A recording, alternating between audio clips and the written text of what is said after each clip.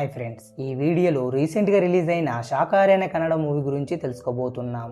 ఇక మూవీలోకి వెళ్తే ఓపెన్ సీన్లో సుబ్బన్న అనే వ్యక్తిని చూపిస్తారు.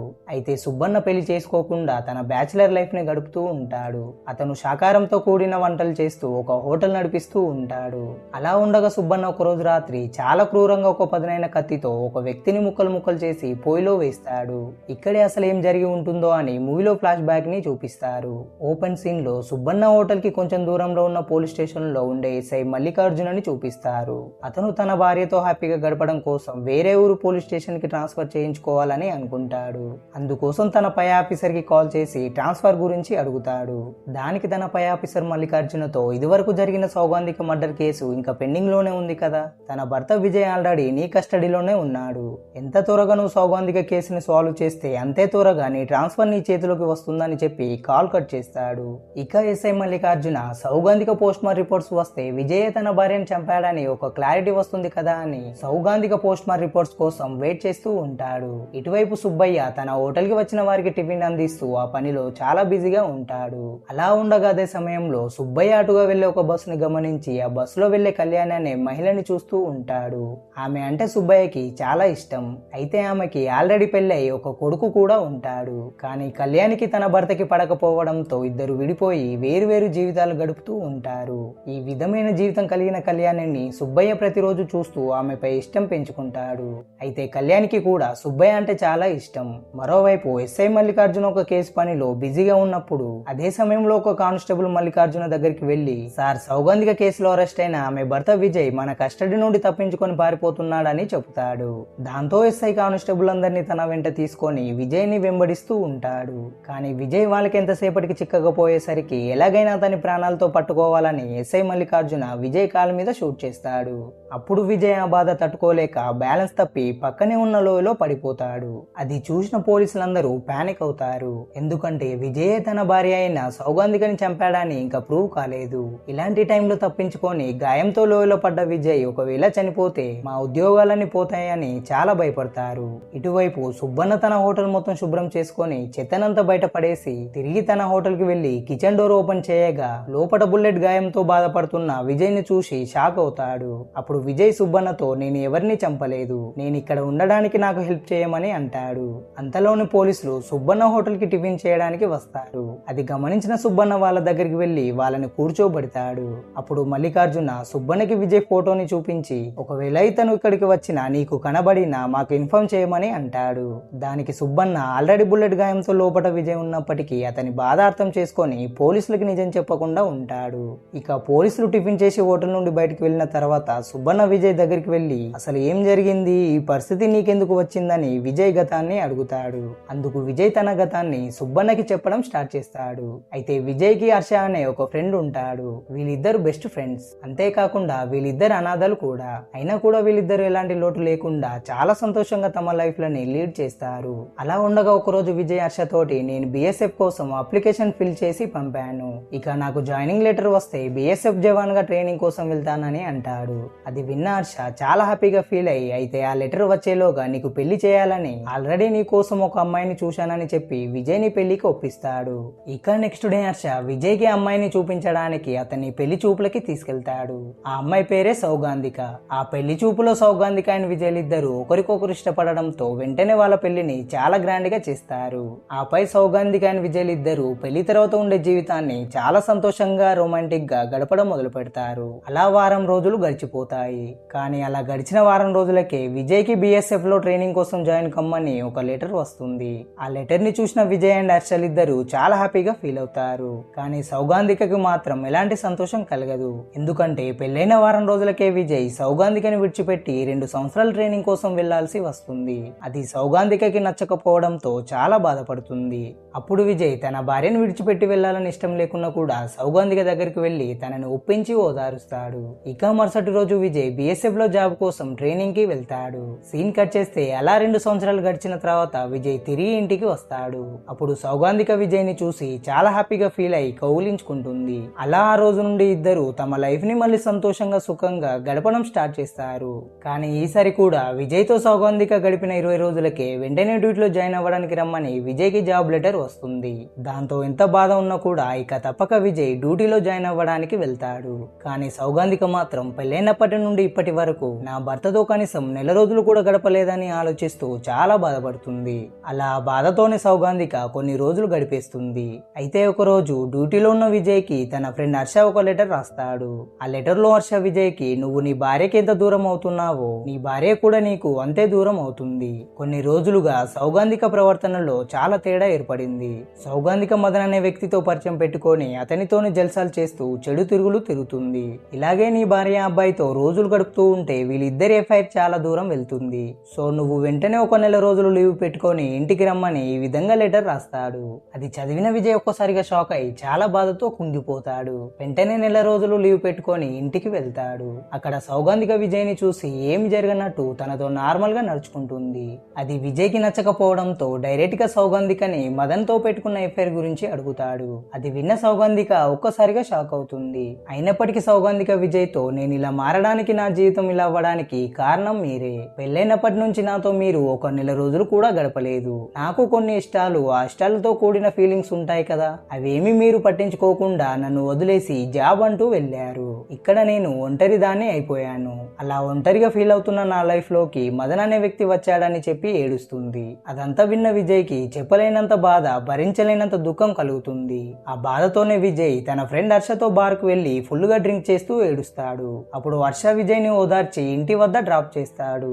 ఇక విజయ్ తన ఇంట్లోకి వెళ్లేటప్పుడు తన భార్య అయిన సౌగంధిక మదన్ తో ఇంటిమెంట్ అవుతున్న శబ్దాలు వస్తాయి. ఆ శబ్దాలు విన్న విజయ్ వెంటనే లోపలికి వెళ్ళగా అతన్ని చూసిన మదన్ అక్కడి నుండి తప్పించుకొని పారిపోతాడు. అప్పుడు మత్తులో ఉన్న విజయ్ కళ్ళ ముంగటున్న తన భార్యని చూసి ఆమె చేసిన చెడు పనిని తలుచుకొని ఆమెను గట్టిగా కొట్టి మత్తులో కింద పడి స్పృహ కోల్పోతాడు. సీన్ కట్ చేస్తే మరుసటి రోజు పోలీసులు విజయ్ ఇంటికి వెళ్లి స్పృహ లేకుండా పడి ఉన్న అతన్ని లేపి పోలీస్ స్టేషన్ కి తీసుకెళ్తారు. ఎందుకంటే అప్పటికే సౌగంధిక చనిపోయి ఉంటుంది. సో విజయ్ తన భార్యను చంపేసి ఉంటాడని పోలీసులు అతన్ని అరెస్ట్ చేస్తారు. ఈ విధంగా విజయ్ తన లైఫ్ లో జరిగిన తన గతాన్ని సుబ్బన్నకి వివరిస్తాడు. అదంతా విన్న సుబ్బన్న జరిగిన దారుణంలో విజయ్ తప్పేం లేదని అర్థం చేసుకొని ఎమోషనల్ అవుతాడు. నిజానికి విజయ్ తన భార్యని చంపాడా లేదా, అసలు పరిచయం లేని విజయ్ మాటలను సుబ్బన్న ఎందుకు నమ్మాల్సి వచ్చింది, అసలు వీళ్ళిద్దరి లైఫ్ లో ఏం జరిగి ఉంటుంది అనేది మనకి ముందు ముందు సీన్ లో తెలుస్తుంది. ఇక ఎస్ఐ మల్లికార్జున విజయ్ తప్పించుకున్నాడన్న విషయం బయట తెలియనివ్వకుండా అతన్ని పట్టుకోవడానికి సీక్రెట్ గా ఎంక్వైరీ చేస్తూ వెతుకుతూ ఉంటాడు. ఆ సమయంలోనే డాక్టర్ ఎస్ఐని పిలిచి సౌగంధిక పోస్ట్ మార్టం రిపోర్ట్ గురించి మాట్లాడతాడు. అయితే సౌగంధికని మర్డర్ చేసింది విజయ్ అనుకొని అతన్ని అరెస్ట్ చేశారు. కానీ విజయ్ సౌగంధికని చంపలేదు. సౌగంధిక గొంతు మీద ఉన్న finger prints Vijay finger prints తోటి మ్యాచ్ అవ్వడం లేదు. ఆమెని వేరే ఎవరో చంపేసి ఉంటారని డాక్టర్ ఎస్ఐతో అంటాడు. అదంతా విన్న ఎస్ఐ దెబ్బకు షాక్ అయి అయోమయంలో పడతాడు. మొత్తానికైతే విజయ్ ఇప్పుడు నిర్దోషాన్ని తెలుస్తుంది. కానీ విజయ్ ఇప్పుడు ఎక్కడున్నాడు, ప్రాణాలతో ఉన్నాడా లేదా చనిపోయాడా, ఒకవేళ విజయ్ చనిపోతే చాలా ప్రాబ్లం అవుతుంది కదా అని ఎస్ఐ చాలా టెన్షన్ పడతాడు. మరోవైపు విజయ్ తప్పించుకున్నాడని తెలుసుకున్న అతని ఫ్రెండ్ హర్ష అతని కోసం ఎక్కడెక్కడనో వెతుకుతూ చాలా అలసిపోతాడు. అలా 3 రోజులు గడిచిపోతాయి. ఇటువైపు సుబ్బన్న హోటల్లో ఉన్న విజయ్ అతను ఇప్పుడు నిర్దోషాన్ని తెలియక ఇక్కడే ఉంటే ప్రాబ్లం అవుతుందని వేరే ప్రాంతానికి వెళ్ళడానికి సుబ్బన్నతో బస్ టికెట్స్ ని తెప్పిస్తాడు.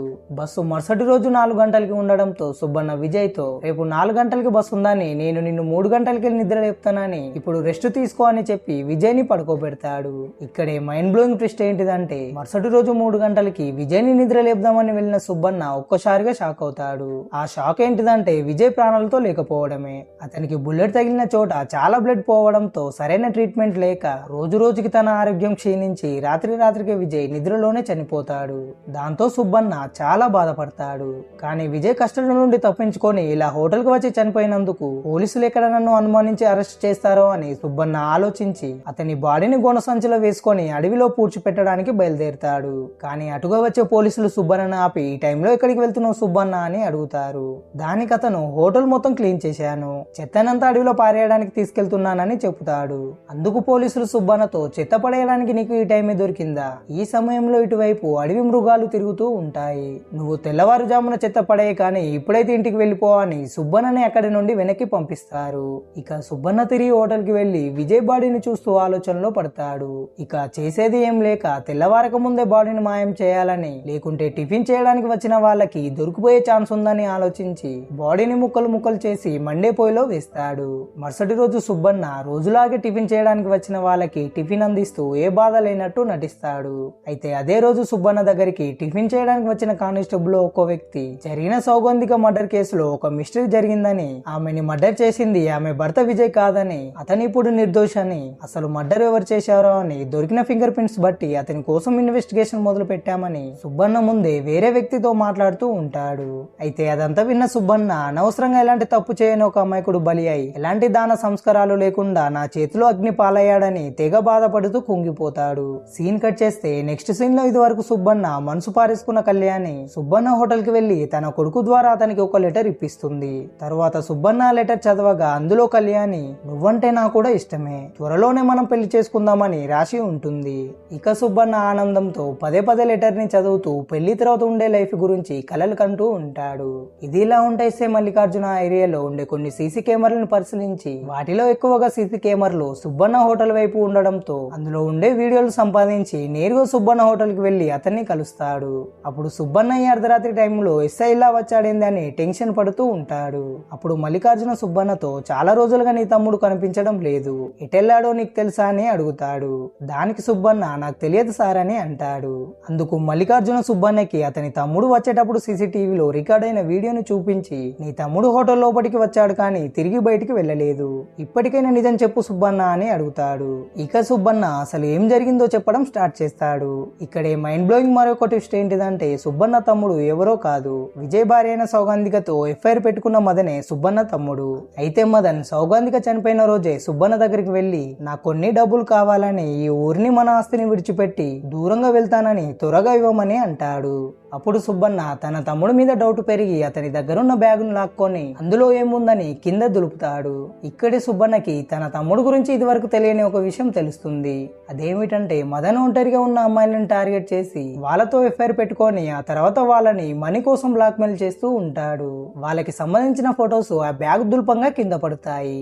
ఆ ఫోటోలో సౌగంధిక అండ్ విజయ్ల ఫోటో కూడా ఉంటుంది. ఇక ఆ ఫోటోలన్నిటిని చూసిన సుబ్బన్న మదన్ తో ఇలా ఎందుకు చేస్తున్నావురా, అసలు నువ్వు మనిషివేనా, అయినా ఇప్పుడు నువ్వు ఏ ఘనకార్యం చేసినావు, ఎందుకు పారిపోవాలనుకుంటున్నావురా, నిజం చెప్పమని గట్టిగా అడుగుతాడు. ఇక్కడే మదన్ మాటల ద్వారా మరొక ట్విస్ట్ రివీల్ అవుతుంది. అయితే ఆ రోజు విజయ్ తన ఫ్రెండ్ తో మందు తాగి ఇంటికి వెళ్ళినప్పుడు తన భార్య మదన్ తోటి ఇంటిమెంట్ అవుతున్నట్టు బయటికి శబ్దాలు వినబడతాయి. కానీ అది నిజం కాదు. అసలు అక్కడ మదన్ విజయ్ భార్యను మస్తుగా వాడుకొని పని అంతా అయిపోయాక ఆమెని మనీ కోసం బ్లాక్మెయిల్ చేస్తూ ఉంటాడు. అప్పుడు సౌగంధికకి మదన్ గురించి అర్థమై అతను మోసం చేసినందుకు అతనితో గొడవ పడుతూ ఉంటుంది. ఆ శబ్దాలే బయటికి వినిపిస్తాయి. కానీ ఆ శబ్దాలని విజయ్ ఆ టైంలో వేరే విధంగా అర్థం చేసుకొని కోపంతో లోపలికి వెళ్లి తన భార్యని గట్టిగా కొట్టి మత్తులో స్పృహ కోల్పోతాడు. సౌగంధిక కూడా దెబ్బ గట్టిగా తగలడంతో స్పృహ తప్పి బెడ్ మీద పడుతుంది. ఆ టైంలో విజయ్ నుండి పారిపోయే మదన్ అది గమనించి తన గురించి పూర్తిగా నిజం తెలుసుకున్న సౌగంధిక బయట ఎక్కడ అందరికి నిజం చెప్పుతుందో అని ఆలోచించి మదనే ఆమె గొంతు పిసికి చంపేస్తాడు.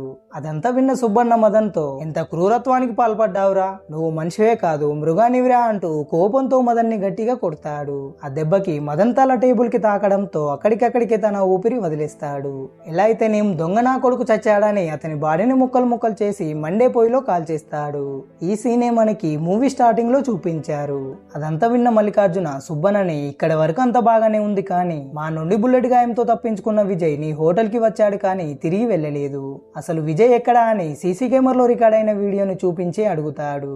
అందుకు సుబ్బన్న ఎస్ఐతో నా తమ్ముడు మదన్ చేసిన పని వల్ల అందులో నుండి తప్పించుకోవడానికి విజయ్ భార్యని చంపేశాడు, అది కాస్త ఎటువంటి తప్పు చేయని విజయ్ మీద పడి అరెస్ట్ అయ్యాడు, చివరికి తప్పించుకోని కాలుగాయంతో నా హోటల్ కి వచ్చాడు, నా తమ్ముడు దగ్గర పెట్టుకున్న ఎఫ్ఐఆర్లకు సంబంధించిన ఫోటోల్లో అతని ఫోటో కూడా ఉంది, అప్పుడు విజయ్ ని నేను గుర్తించి అతనికి సాయం చేయాలని డిసైడ్ అయ్యి మీకు కూడా ఇన్ఫార్మ్ చేయకుండా అతన్ని నా హోటల్లోనే ఉండనిచ్చాను, కానీ అనుకోకుండా తగిలిన బుల్లెట్ గాయం వల్ల అతను చనిపోయాడు, అది ఎక్కడ నా మీదకి వస్తుందో అని అతని కూడా ముక్కలు ముక్కలు చేసి పొయ్యిలో కాల్ చేశానని చెప్తాడు. అదంతా విన్న మల్లికార్జున మైండ్ బ్లాక్ అవుతుంది. అప్పుడు సుబ్బన్న అతనికి తాగడానికి ఒక కషాయాన్ని ఇస్తాడు. ఇక మల్లికార్జున ఆ కషాయం తాగిన తర్వాత ఈ కేసుని ఎలాగైనా క్లోజ్ చేసి ఈ ఊరు నుండి ట్రాన్స్ఫర్ తీసుకొని వెళ్లాలనే ఆలోచనతో అనుకోకుండా తప్పులు చేసిన సుబ్బన్నని పదా పోలీస్ స్టేషన్ కి వెళ్దామని అంటాడు. అందుకు సుబ్బన్న నేను ఈ మర్డర్లని కావాలని చేయలేదు, అయినా నేనే ఈ హత్యలు చేసినట్టు నీ దగ్గర ఎటువంటి ఆధారాలు లేవు, కాబట్టి నేనెందుకు పోలీస్ స్టేషన్ వస్తానని ఎస్ఐతో అంటాడు. దానికి ఎస్ఐ ఒక నవ్వు నవ్వి ఇప్పటిదాకా నువ్వు మాట్లాడిన మాటలన్నీ వీడియోతో సహా ఈ స్పై కెమెరాలో రికార్డ్ చేశాను, కావాలంటే ఒకసారి విను అని ఆ స్పై కెమెరాని ఆన్ చేస్తాడు. కానీ ఆ స్పై కెమెరా నుండి ఎటువంటి వీడియోలు కానీ మాటలు కానీ బయటికి కనిపించవు, వినపడవు. అదేంటి అని చూస్తే ఆ స్పై కెమెరాలో సెల్స్ ఉండవు. అవ్వు. అందులో సెల్స్ వేయడం ఎస్ఐ మర్చిపోతాడు. దాంతో సుబ్బన్న, నువ్వు ఒక ఆఫీసర్ అయి ఉండి సెల్స్ వేయడం మర్చిపోయావా? ఈ విధంగా ఉంటే నువ్వు హంతకుడిని పట్టుకున్నట్టే అని తెగ హేళన చేస్తూ నవ్వుతాడు. అది కాస్త ఎస్ఐకి నచ్చకపోయేసరికి కోపంతో సుబ్బన్నని గట్టిగా కొడతాడు. అప్పుడు ఆ దెబ్బకి సుబ్బన్న తల గోడకున్న మేకుకు గుచ్చుకుంటుంది. అప్పుడు మల్లికార్జున పూర్తిగా ఇరుకుల్లో పడతాడు. దానికి అతను ఇందులో నుంచి బయటపడడానికి సుబ్బన్న ఇది వరకు చేసినట్టుగా అక్కడే ఉన్న పొయ్యిని చూసి బాడీని ముక్కలు ముక్కలు చేసి అందులోనే వేద్దామని డిసైడ్ అవుతాడు. ఇక ఎలాగల చివరికి సుబ్బన్న బాడీని ముక్కలు ముక్కలు చేసి పొయ్యిలో వేసి కాల్చేస్తాడు. కానీ ఇక్కడే మరొక ఫైనల్ ట్విస్ట్ ఏంటిదంటే, నిజం తెలుసుకున్న మల్లికార్జున ఎలాగైనా నన్ను విడిచిపెట్టాడని సుబ్బన్న ఆలోచించి ఇదివరకు అతను మల్లికార్జునకి తాగడానికి ఇచ్చిన కషాయంలో విషం కలుపుతాడు. అది కాస్త ఇప్పుడు పనిచేయడంతో ఎస్ఐ స్పృహ కోల్పోయి చనిపోతాడు. సీన్ కట్ చేస్తే మరుసటి రోజు ఊరు జనంతో పాటు పోలీసులు కూడా హోటల్ వద్దకి వస్తారు. అక్కడున్న ఎస్ఐ బాడీని చూసి ఇక్కడ ఏం జరిగిందో అని అర్థం కాక సుబ్బన్న కూడా అక్కడ లేకపోవడంతో అతను అసలు ఏమైపోయాడని అయోమయంలో పడిపోతారు. ఆ సమయంలోనే సుబ్బన్నని పెళ్లి చేసుకోవాలని డిసైడ్ అయిన కళ్యాణి అక్కడికి వెళ్లి హోటల్ మొత్తం తిరిగి చూస్తూ ఉంటుంది. అప్పుడే సుబ్బన్న రాసిన లెటర్ సగం కాల్పోయే ఆమెకి దొరుకుతుంది. ఆ సగం లెటర్ లో నువ్వంటే కూడా నాకు చాలా ఇష్టం, మనం త్వరగా పెళ్లి చేసుకొని హ్యాపీగా బ్రతుకుదామని ఉంటుంది. అది చదివిన కళ్యాణి చాలా ఎమోషనల్ అవుతుంది. ఈ విధంగా ఒకడు చేసిన మూర్ఖత్వం వల్ల అందరి లైఫ్లు సగంలోనే ఆగిపోతాయి. ఇక ఈ సీన్ తోనే ఈ మూవీ ఎండ్ అవుతుంది.